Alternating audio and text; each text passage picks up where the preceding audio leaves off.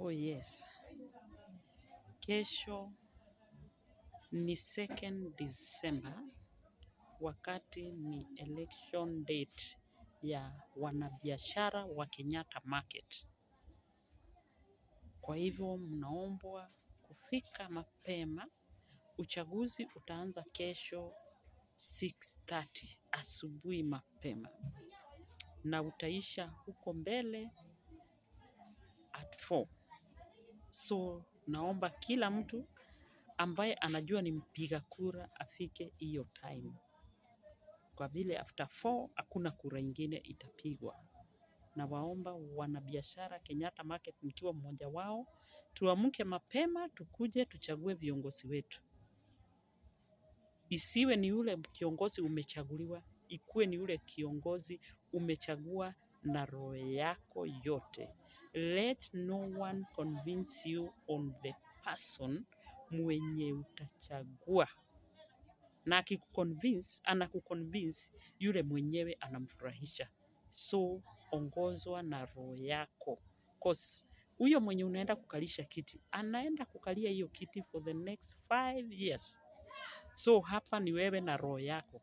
Usije ukaraumu mtu yeyote, sijui nilifanya afadhali nini. Wacha uchague yule mtu ambao unapenda. Usitokelezee kitu kama nini sijui.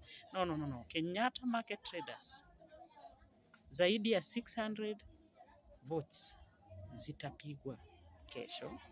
And so at around 6:30 tomorrow, 2nd December 2025, muamuke tuchague viongozi wetu.